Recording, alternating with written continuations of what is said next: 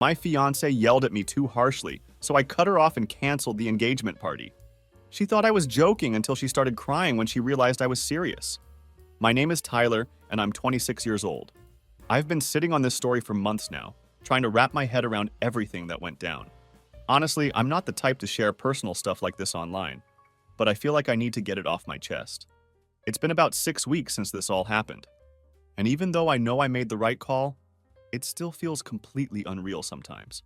I was engaged to someone I thought I'd spend my life with, and then one night changed absolutely everything. Let me break it down for you. I work as a network engineer, and I've always been pretty laid back about most things. Maybe even too chill for my own good, if I'm being honest.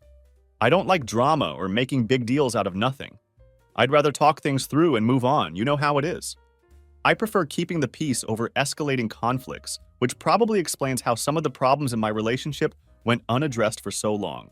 Victoria, my ex-fiancée, was the complete opposite of me in almost every way. She's 24 and works in public relations, which probably explains a lot about her personality. She's the kind of person who thrives on high-energy situations and absolutely loves being the center of attention wherever she goes. She's super charismatic and extremely outgoing, with this magnetic presence that can fill up a room.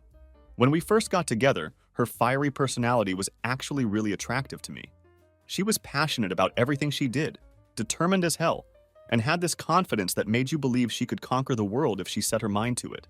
Over time, though, I started noticing some red flags that I kept brushing off. Her passion sometimes crossed the line into pure stubbornness, and there were little things I kept ignoring that probably should have been warning signs. Like this one time we went to a barbecue with my coworkers, and she made a comment about how I could have dressed better. She said it right in front of everyone, laughing like it was just a harmless joke, but it stung more than I wanted to admit. Or how she always had to pick the restaurant when we went out for dinner. If I suggested something different, she'd either roll her eyes dramatically or say something like, "Well, I guess you don't care if I enjoy dinner tonight." At first, I thought it was just her being particular about things. Everyone has their preferences, right? But I started feeling like everything always had to go her way, no matter what the situation was. It became clear that if Victoria wanted something, she wouldn't back down until she got it, no matter what the cost or who got hurt in the process. I brushed it off for the most part because nobody's perfect, and I figured every relationship has its compromises. Fast forward 3.5 years, and we were engaged. The wedding planning, however, was intense to say the least. Victoria wanted this massive, Pinterest-perfect wedding that would have made even the most elaborate celebrity ceremonies look modest. We're talking over 180 guests, an elaborate venue that cost more per hour than I made in a month, and God knows how many floral arrangements scattered throughout every corner of the reception space. She had vision boards, spreadsheets, and detailed timelines for everything from the appetizer service to the exact angle of the centerpieces. I, on the other hand, wanted something smaller, more intimate, and actually manageable within our budget. We weren't exactly rolling in cash, despite what our combined income might have suggested on paper. Between rent, student loans, and basic living expenses, we had some savings, but nothing that could support the kind of extravaganza Victoria was planning. I didn't see the point of blowing our entire financial cushion on a single day, no matter how special it was supposed to be. But every time I brought up my concerns about the budget or suggested scaling things back, it turned into a major fight that could last for hours. She'd accuse me of not caring about the wedding or not wanting to put in the effort to make our special day memorable. I tried repeatedly to explain that I wasn't against having a beautiful wedding. I just wanted us to be realistic about what we could actually afford without going into serious debt. I wanted us to start our marriage on solid financial ground, not drowning in credit card bills and loan payments that would follow us for years. But it wasn't just about the guest list or the overall budget either. Every single detail of this wedding had to meet Victoria's exact vision, and there was absolutely no room for compromise or alternative suggestions. I remember one particularly frustrating afternoon when she spent 3 full hours debating with the florist about the precise shade of the centerpieces. We're talking about flowers that most guests wouldn't even notice, but Victoria was treating it like a life or death decision. When I finally suggested we go with something simpler that looked nearly identical but cost half the price, she snapped at me in front of the florist. "If you're not going to take this seriously, why are you even here?" she said, completely ignoring the fact that I had left work early and rearranged my entire afternoon schedule to make it to that appointment. It was becoming increasingly clear that this wasn't about compromising or working together as a team. It was about Victoria winning every single argument and getting exactly what she wanted, regardless of practicality or cost. The tension had been building for weeks, maybe even months, and I could feel it affecting every aspect of our relationship. We were arguing more frequently, and the arguments were lasting longer and getting more intense. It felt like we were speaking different languages when it came to discussing our future together. Victoria saw the wedding as the most important thing in our lives, while I saw it as one day in what was supposed to be a lifetime together. Then came that night, the night that changed everything. We were in the living room, completely buried under the chaos of wedding planning materials. Papers were scattered everywhere across the coffee table and floor. Sticky notes were clinging to random surfaces like desperate reminders of tasks that needed completing. And Victoria's massive wedding binder sat open on the coffee table like some kind of monument to organization. She had spent months assembling that thing, collecting every vendor quote, fabric sample, and inspiration photo she could find. Now it looked like it was holding her sanity together by a thread. Victoria was pacing back and forth across our living room, her words tumbling out in an endless, frantic rant about finalizing the guest list. She was fixated on inviting what seemed like a sea of distant relatives, people I couldn't even begin to place in our family trees. We're talking about cousins twice or thrice removed, their kids, their significant others, plus ones for people who barely knew us. It felt completely absurd to me, but she was treating it like these were all essential guests who simply had to be there. I sat on the couch watching her whirl around the room like a tornado, papers rustling in her wake as she gestured wildly at various lists and spreadsheets. The energy in the room was electric with frustration, and I could feel the tension building with every word she spoke. I was trying to find the right moment to speak up, waiting for a pause in her monologue that might allow for actual conversation rather than just listening to her vent. "Victoria," I said cautiously, my voice cutting through her rapid-fire planning session. "Do we really need to invite people we barely know? Shouldn't this be about the people closest to us? The ones who actually matter in our lives?" She stopped mid-step, her entire body freezing as if someone had hit a pause button. She slowly turned to face me, and I could immediately see that my question had not been received well. Her eyes were sharp and focused, her posture completely stiff, and there was something in her expression that made my stomach drop. This wasn't going to be a reasonable discussion. "Why don't you take this seriously, Tyler?" she asked, her voice carrying an edge I'd heard too many times before. "Do you even care about this wedding? Because sometimes it feels like I'm planning this entire thing by myself." That question hit me like a punch to the gut. After everything I'd been doing, attending every appointment, reviewing every vendor proposal, trying to balance her dreams with our reality, she was questioning whether I even cared. I felt the familiar tension rising in my chest, but I forced myself to stay calm and reasonable. "Of course I care," I said evenly, keeping my voice steady despite the frustration building inside me. "But it's not about how many people are there or how extravagant everything is. It's about us, about starting our life together. The important thing is that we're committing to each other, not putting on a show." Her expression darkened immediately, and I could see her switching into full defensive mode. Her voice rose as she responded, "You just don't get it, do you? This isn't just about us. It's about celebrating what we have with the people who've been there for our families throughout the years. This is supposed to be the most important day of our lives, and you're treating it like some kind of business transaction." I felt my own frustration starting to bubble up, but I tried to keep it in check. "It's not that," I said, struggling to keep my voice from rising to match hers. "I just think we need to be realistic about what we can actually afford. We can't invite half the state and expect to pay for it without going into serious debt. That's not what's going to make the day special. It's about the commitment we're making to each other." Her laugh was short and bitter, the kind of sound that cuts through you. "Realistic? You mean cheap, right?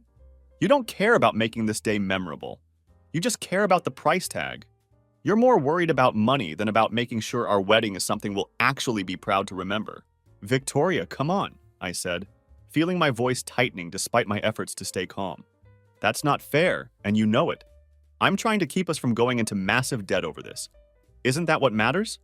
Starting our marriage on solid ground instead of drowning in credit card bills for the next 5 years?" "You always do this," she snapped, stepping closer to me with an intensity that made me instinctively lean back. Her tone was sharp enough to cut glass. "You make me feel like I'm ridiculous for wanting something beautiful. You make me feel like I'm asking for too much just because I want our wedding to be special.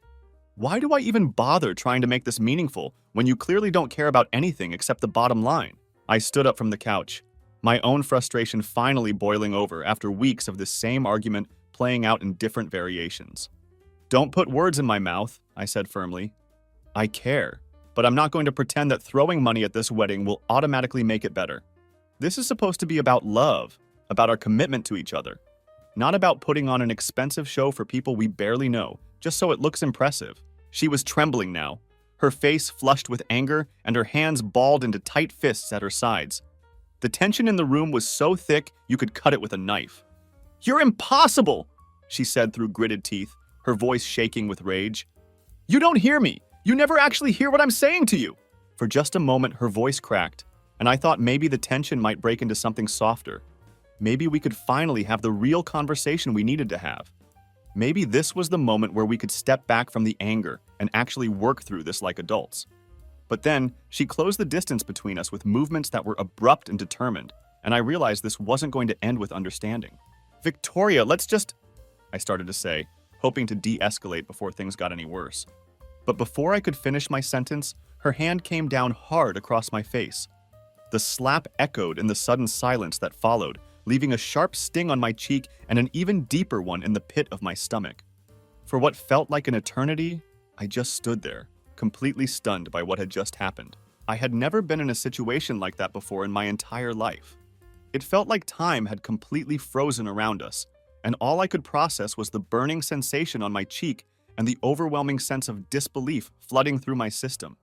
My cheek was burning from the impact, but it wasn't the physical pain that got to me. It was the sheer shock of what had just happened.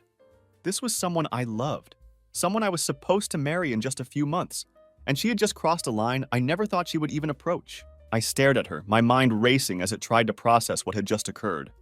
Her expression shifted immediately from fury to shock, as if she couldn't quite believe what she'd done either.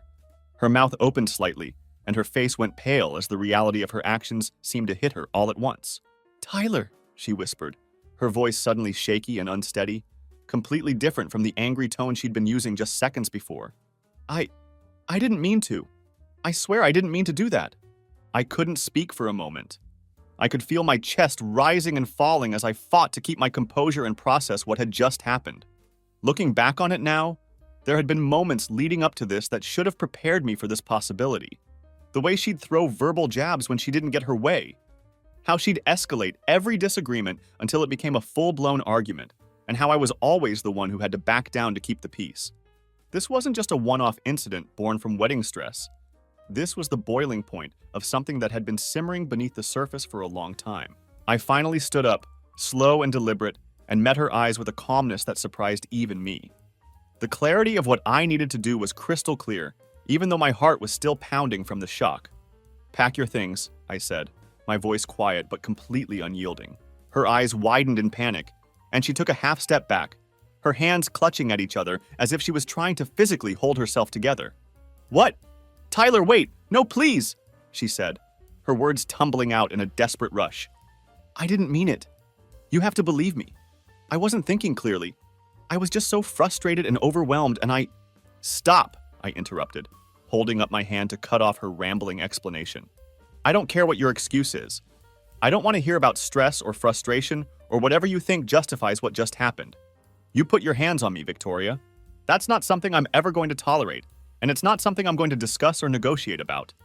Get your stuff and get out of my house." She started crying then, the tears flowing freely down her cheeks as she began pleading with me to let her explain, to give her a chance to make this right somehow. But I wasn't having any of it. My mind was made up, and nothing she could say was going to change what had just happened or how I felt about it.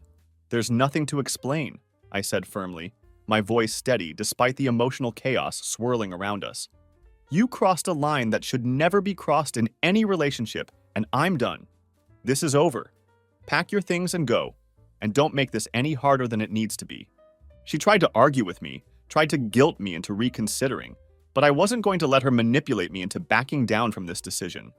I stood there with my arms crossed, watching as she grabbed her purse and started gathering some of her immediate belongings. Her hands were shaking visibly, and she kept looking at me like she was expecting me to change my mind at any moment. But I didn't waver. When she finally left, Closing the door behind her with a soft click that seemed to echo through the suddenly quiet house, I felt like I could breathe again. The house felt eerily quiet after all the shouting and emotional intensity, but it was a peaceful kind of quiet. I sat back down on the couch, staring at the wedding binder and the mess of papers she'd left scattered across the coffee table, and I realized that I had just ended a 4-year relationship in the span of 20 minutes. The craziest part about the whole thing was that I wasn't even angry anymore. The rage and frustration that had been building up during our argument had evaporated the moment she hit me, replaced by a cold clarity about what needed to happen. I wasn't sad, I wasn't second-guessing myself, and I wasn't wondering if I'd made the right choice. I was simply done, and that feeling of finality was actually liberating. The next morning, I woke up to my phone buzzing non-stop like it was possessed. Calls, texts, notifications from every social media platform I had. It felt like the whole world suddenly wanted to know what was going on with my life. Victoria must have told a few people about what happened, and word had spread like wildfire through our social circles. The gossip mill was working overtime, and I was apparently the main topic of conversation. I decided to start dealing with the inevitable fallout, beginning with the people who mattered most. First, I called my parents to break the news before they heard it from someone else. My mom answered right away, her voice bright and cheery, like she was expecting a routine wedding update, or maybe some good news about our latest planning progress. "Tyler, how's it going?" she said warmly. "Did you and Victoria finally decide on the cake flavors? I've been dying to know what you settled on." I took a deep breath, steeling myself for what I knew was going to be a difficult conversation. "Mom, there's no cake. There's no wedding. I broke it off last night." There was complete silence on the other end of the line. For a moment, I thought the call had dropped or that my phone had malfunctioned. Then she said, "You what?" in that tone that only a mother can pull off. Equal parts shock, confusion, and deep disappointment. "Look, it's a long story," I said, already feeling drained from having to explain this. "But it's over. Victoria's out of the house, and I'm calling off the wedding. There's not going to be any ceremony." She didn't take the news well, as I had expected. "Tyler, this is a huge deal," she said, her voice rising with concern and frustration. "People are expecting a wedding. Family members have already booked flights and hotels. Do you realize how embarrassing this is going to be for everyone involved? What are we supposed to tell people?" "Mom," I cut in, not wanting to get into all the details, but needing her to understand the seriousness of what had happened. She crossed a line that should never be crossed. This isn't about embarrassment or inconvenience. There was more silence as she processed what I was implying. Then her tone softened considerably, the maternal concern overriding her initial reaction. "Oh, honey, are you okay? Are you hurt?" "I'm fine," I replied, appreciating that she was focusing on my well-being rather than the social implications. "But I'm not marrying someone who thinks that kind of behavior is acceptable, no matter what the circumstances." That seemed to click for her in a way that my earlier explanation hadn't. She let out a long, heavy sigh that spoke volumes about her understanding of the situation. "I get it. I don't like it, but I get it," she said finally. "I'll tell your father about what's happened. Do you need anything from us right now?" "No, I'm good," I said, grateful for her support. "Just maybe give me some space for a bit while I sort through all of this." She agreed, though I could hear the worry lingering in her voice as we hung up. After finishing that emotionally draining conversation, I moved on to the next unpleasant task: canceling the wedding. I started with the venue, dialing the number I'd called so many times during the planning process. The woman on the other end was polite, but clearly hesitant when I told her we wouldn't be moving forward with our event. "I'm sorry to hear that," she said professionally. "We'll need to discuss the deposit and any cancellation fees according to your contract terms." "Keep it," I said without hesitation. "I don't care about the money. Just cancel everything." Then I had to work my way through the rest of our vendor list. The photographer who had been so excited about our vision, the caterer who had spent hours customizing our menu, and the DJ who had been putting together our playlist for months. Each call felt like ripping off a bandage, but it was necessary. By the time I was done making all these calls, I was mentally and emotionally drained from having to repeat the same basic explanation over and over again. That's when the texts from Victoria started pouring in, and they came in waves throughout the day. At first, they were apologetic. Long, rambling paragraphs about how sorry she was, how she didn't mean to slap me, and how the stress of wedding planning had overwhelmed her to the point where she wasn't thinking clearly. Then, as the hours passed and I didn't respond to any of her messages, they shifted to anger and frustration. "I can't believe you'd throw away 4 years over one mistake," she wrote in one particularly bitter message. "You're being so dramatic about this." People fight, Tyler. Couples have arguments, that's normal. By the end of the day, her messages had evolved into a desperate mix of guilt-tripping and manipulation. "You're ruining my life," she texted. "Everyone's asking me what happened, and I don't know what to say to them. How am I supposed to explain this? You're making me look like the villain when all I did was lose my temper for 1 second. I didn't respond to any of it. What was there to say?" She knew exactly what she'd done, and no amount of explanation or justification was going to change the fundamental fact that she had crossed a line that should never be crossed in any relationship. Things got significantly worse when our mutual friends started reaching out, and their reactions were all over the map.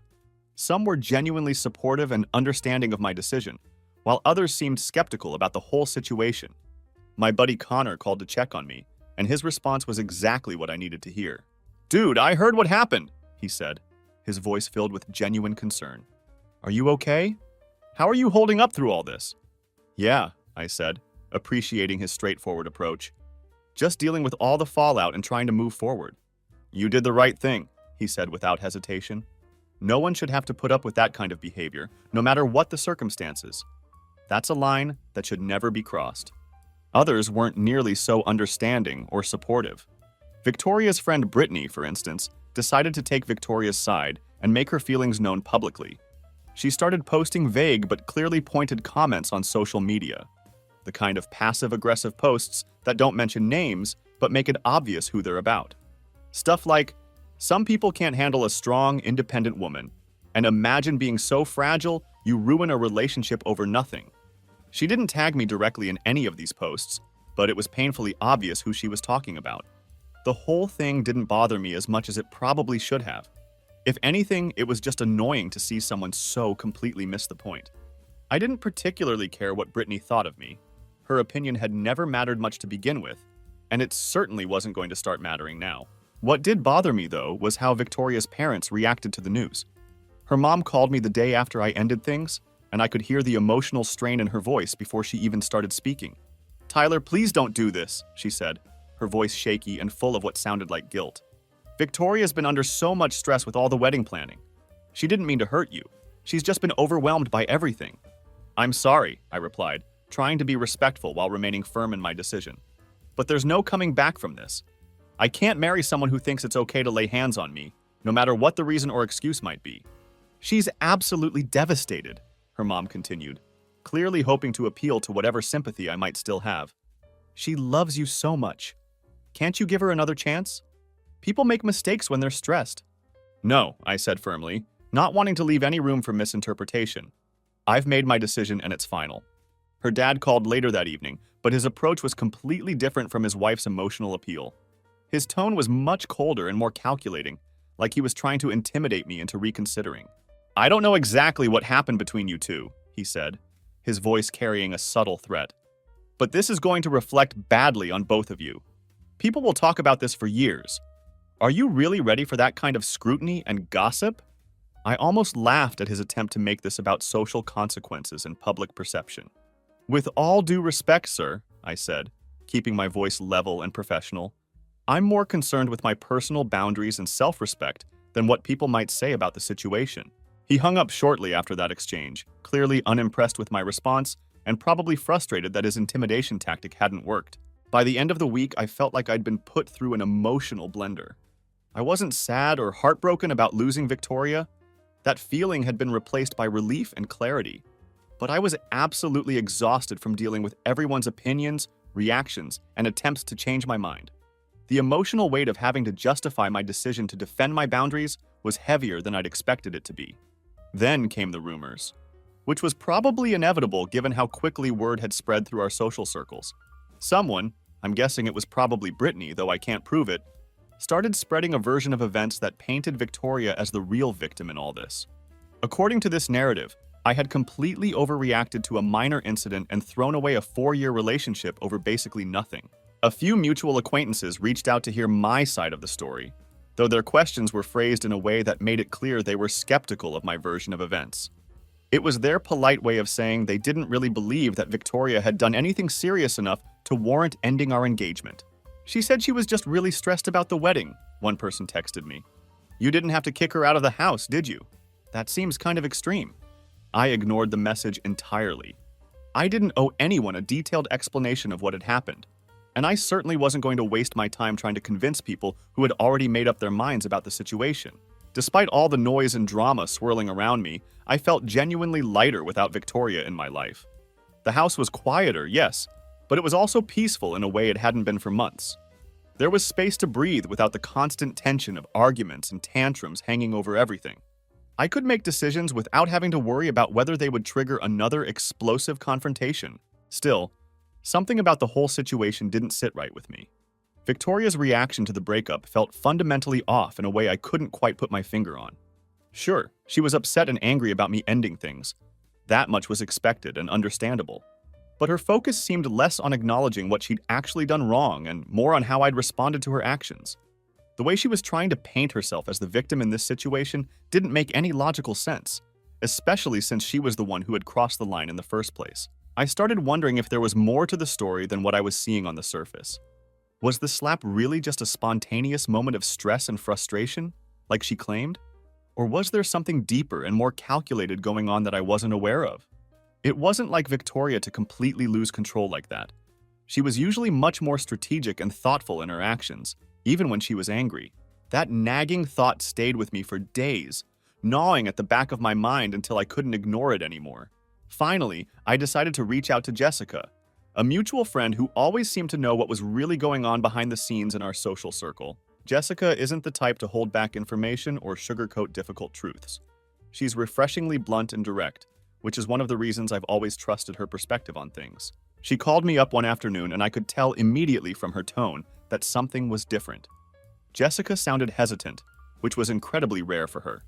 She's usually confident and straightforward in her communication, so hearing that uncertainty in her voice immediately put me on high alert.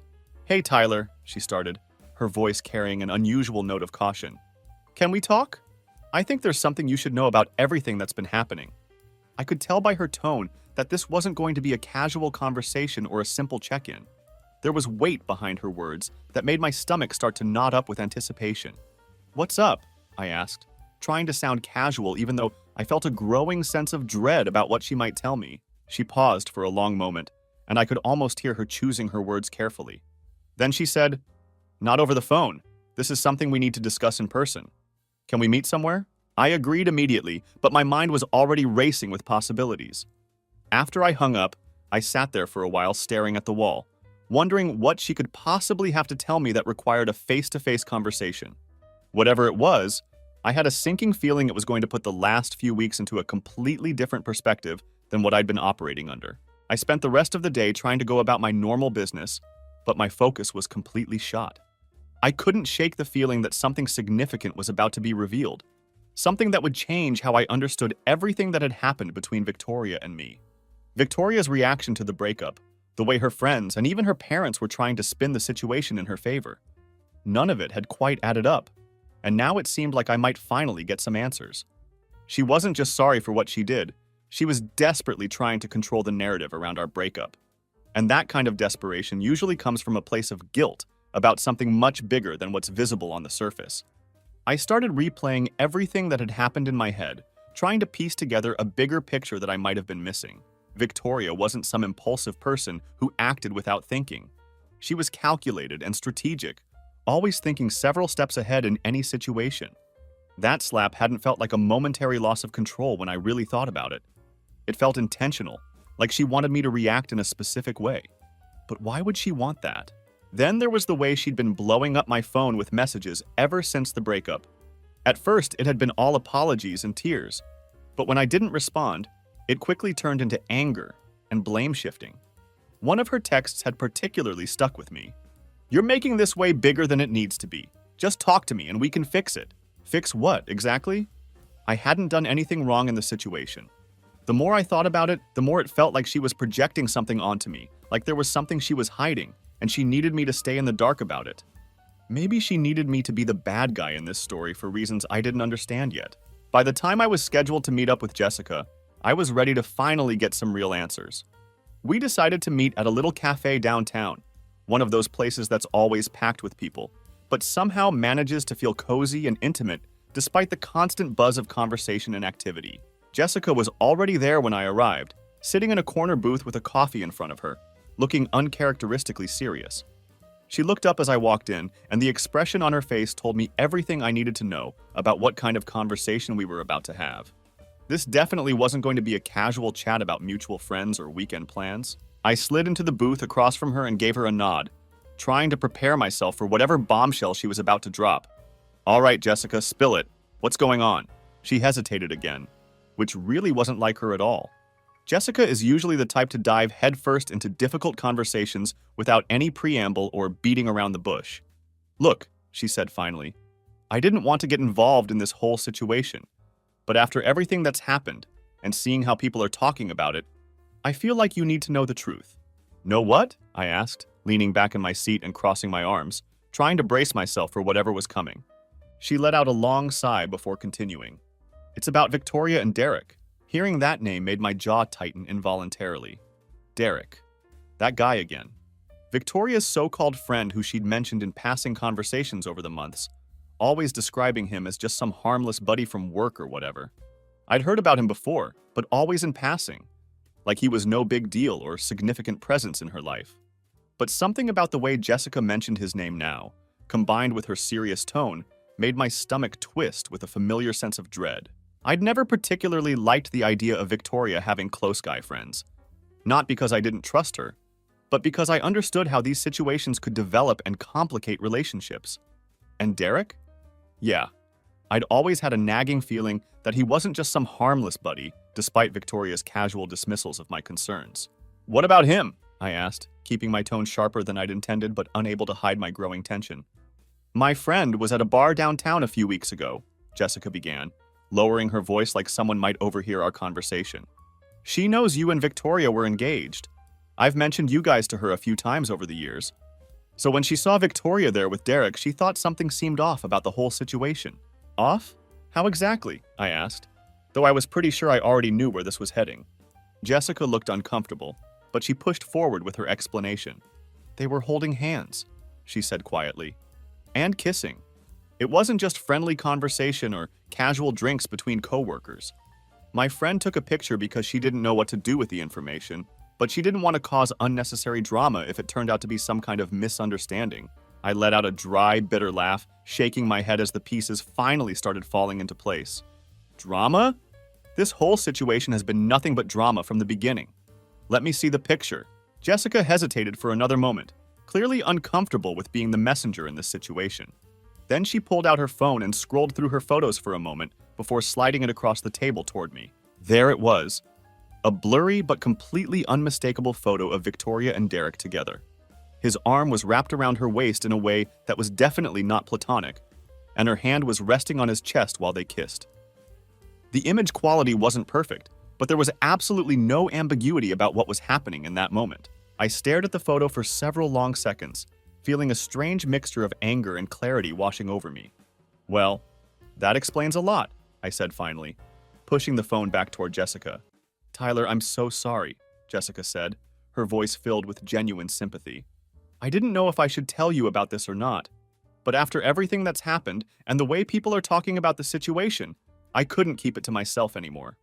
I appreciated her honesty and her decision to tell me the truth, but I wasn't angry at her about any of this. None of this mess was her fault. She was just the unfortunate messenger who had to deliver some very unpleasant news." "Thanks for letting me know," I said, surprised by how calm my voice sounded. "I mean that.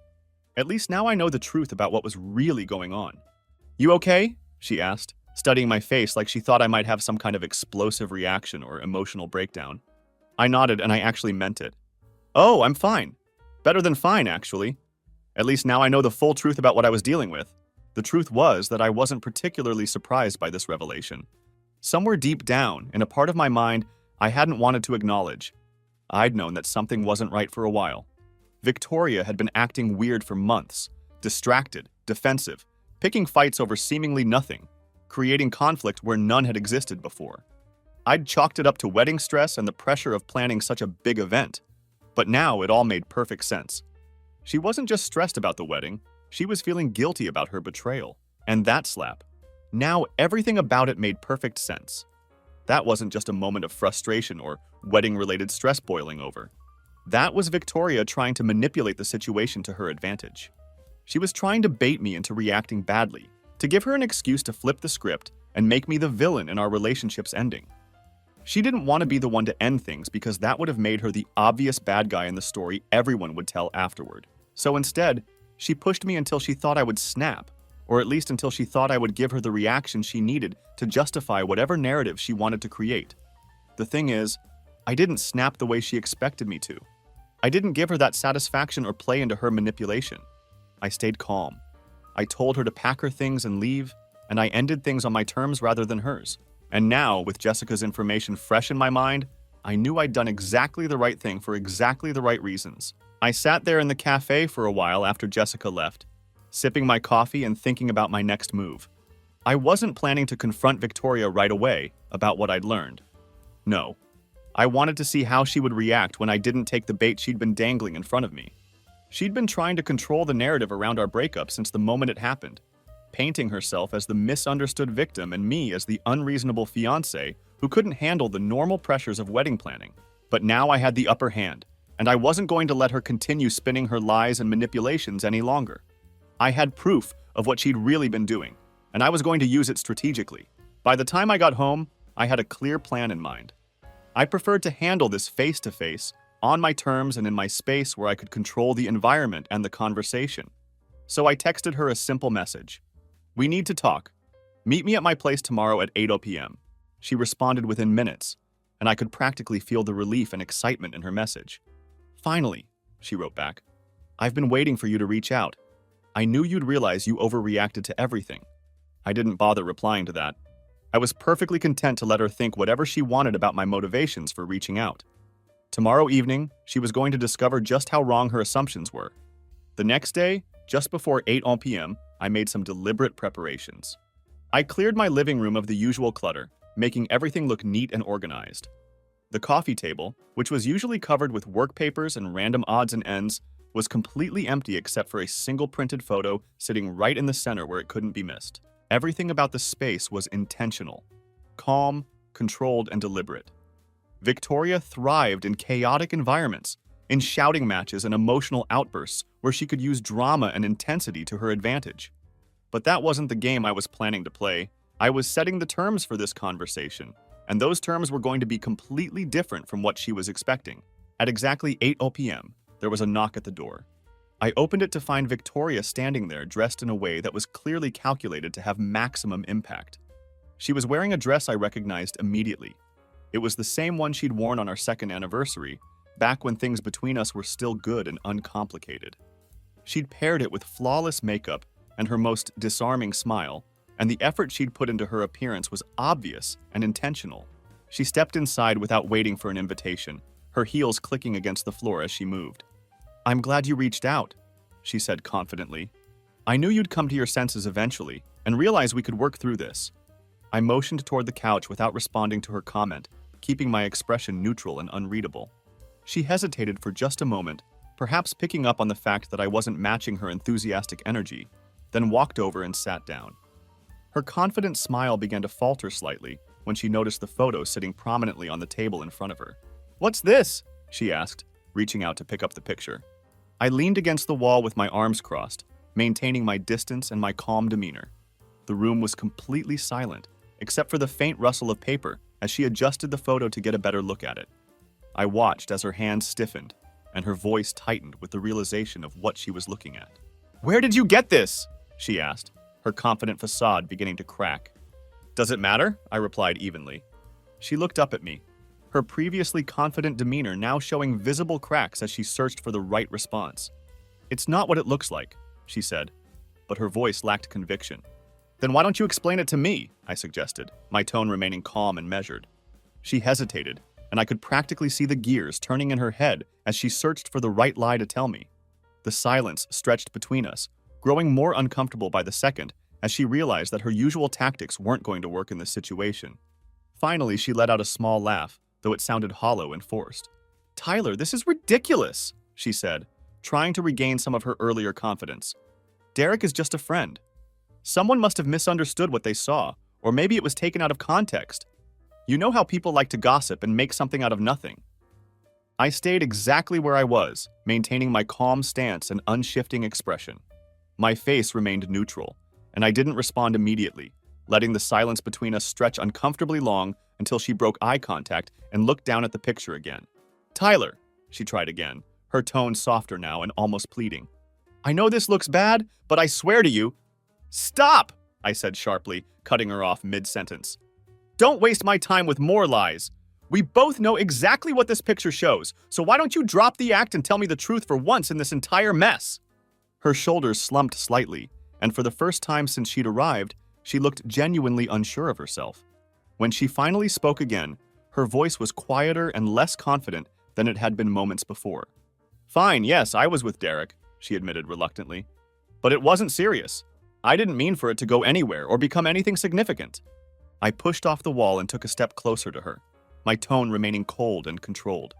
"It wasn't serious," I repeated, my voice dripping with skepticism. "Then what was it exactly? A hobby? A stress reliever? Explain it to me, because I really want to understand how cheating on your fiancé fits into your grand plan for our future together." Her lips trembled slightly, but she quickly tried to mask her vulnerability with a defensive tone. "I was overwhelmed, Tyler. The wedding planning, all the pressure, everything we were dealing with. I felt like I was drowning. And Derek, he was just there when I needed someone to talk to, someone who understood what I was going through." "Talk to," I said flatly, gesturing toward the photo still sitting on the table between us. "You call that talking? Because that doesn't look like conversation to me." She looked away, unable to meet my gaze as the weight of her lies became impossible to maintain.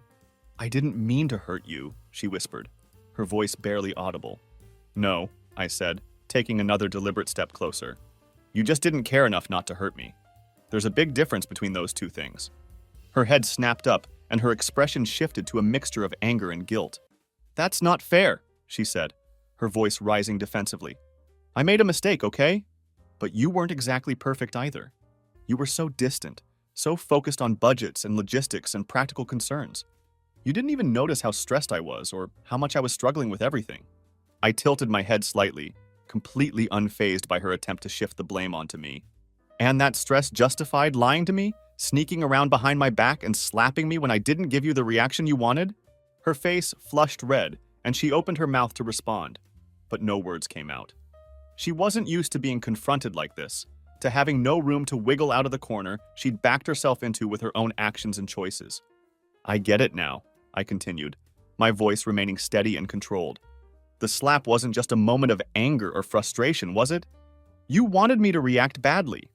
You wanted an excuse to end this relationship without having to take responsibility for anything you'd done. Am I wrong about that?" Her silence spoke volumes, confirming exactly what I'd suspected about her motivations. "You wanted me to lose my cool and do something you could point to later," I said, leaning slightly closer. "But I didn't, and I won't give you that satisfaction.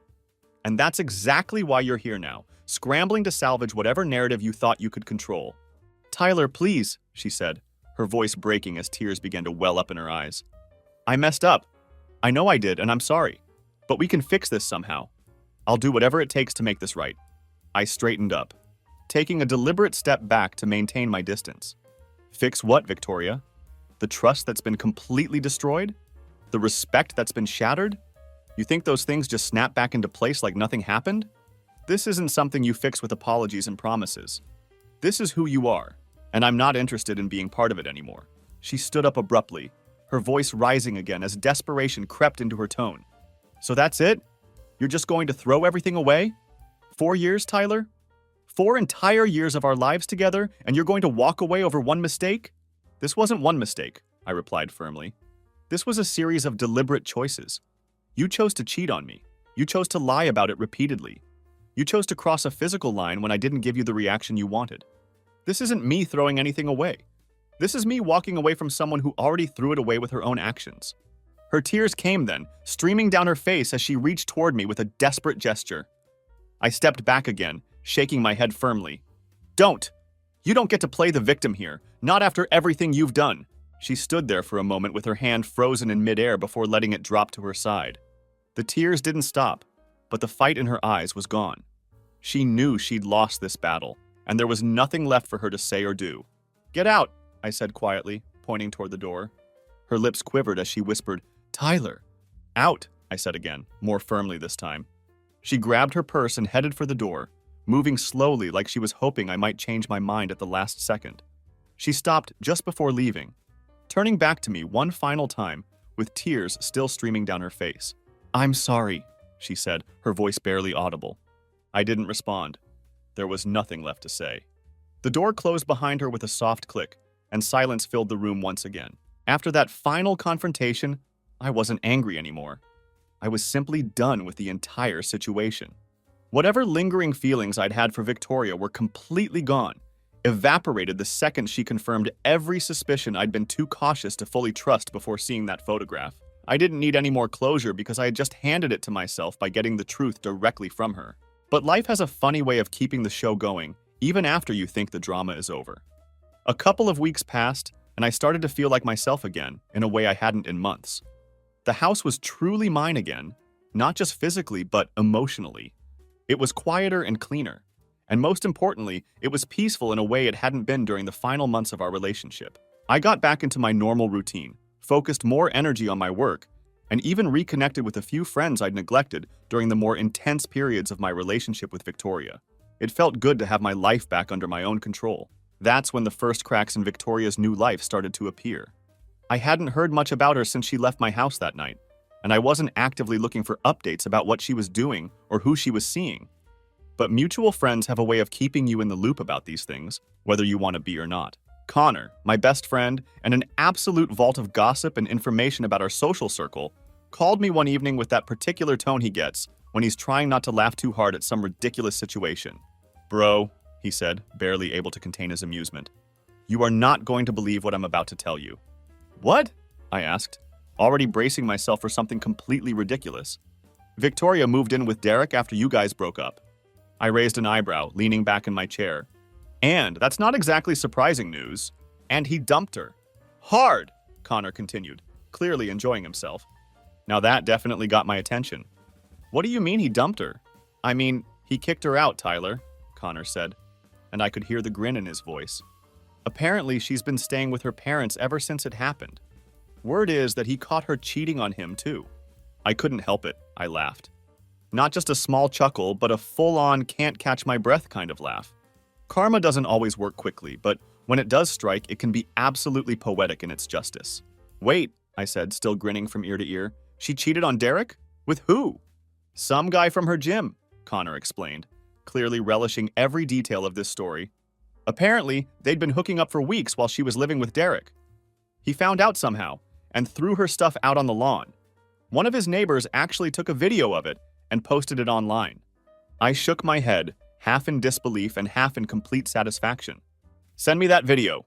Connor didn't even hesitate. Within seconds, I had a link to a grainy but unmistakable clip showing Derek tossing garbage bags full of Victoria's belongings onto the grass while she stood there crying and yelling at him. He didn't say much in the video, just pointed at her car and shouted something about her needing to leave before he called the cops. It was a complete mess. A perfect karmic mess that couldn't have been scripted better. I realized how blatantly obvious Victoria's pattern of self-destruction had become, and it was finally catching up with her in a way that even she couldn't manipulate or spin to her advantage. "Guess she's not as smooth as she thinks she is," I said, smirking as I watched the video again. "That's a massive understatement," Connor replied. "Dude, it's wild how this all played out. Everyone's talking about it now. Even her little social media crew is turning on her. Brittany hasn't posted anything defending her since this whole thing happened." Brittany, Victoria's self-proclaimed best friend, had been one of the loudest voices trashing me online after our breakup. She'd posted all kinds of vague, passive-aggressive nonsense about fragile men and how real women intimidate weak guys.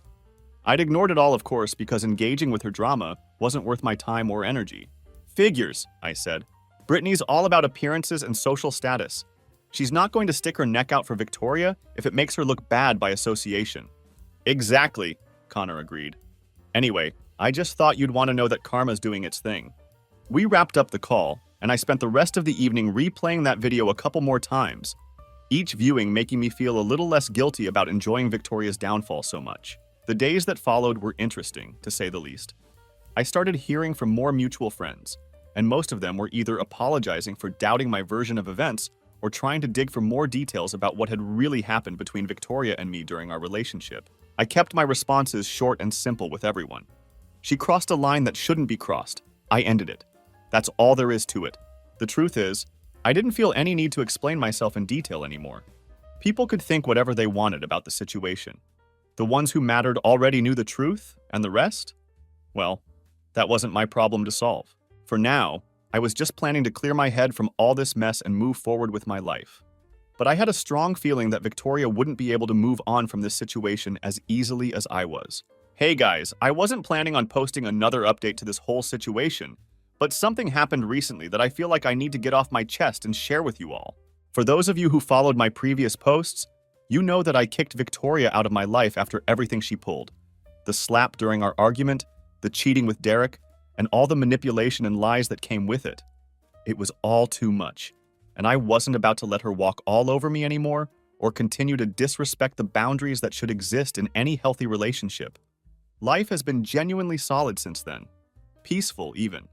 I've been able to focus on my work, reconnect with friends, and just generally enjoy having my space and my life back under my own control. But of course, Victoria wasn't quite done with this story yet. Last week, she showed up at my house unannounced. Yeah, you read that right. She just appeared at my front door. I wasn't expecting her at all. I hadn't heard from her in months, and I had assumed she was off doing whatever it is that people like her do when their carefully constructed life falls apart around them. I was sitting on the couch, halfway through watching a documentary, when there was a knock at the door. It was late, close to 11 p.m., and I wasn't expecting anyone. I live in a quiet neighborhood where people don't typically drop by unannounced, especially that late in the evening. I opened the door to find her standing there, and she looked absolutely rough. Her hair was messy and unkempt, her eyes were puffy and red from crying, and her makeup was smeared like she'd been crying the entire way over to my house. She wasn't her usual composed, confident self that always seemed to have everything under control. This was a completely different Victoria, one I barely recognized and had never seen before. "Tyler," she said, her voice shaky and unsteady. "Please, I need to talk to you, just for a few minutes." I didn't even let her finish her sentence. "No," I said firmly, already stepping back to close the door. "Wait!" she cried out, reaching forward to hold the doorframe with her hand. "Please, just hear me out. I've been thinking about everything that happened between us, and I know I messed up badly. But I've changed. I need you to know that I'm not the same person I was before."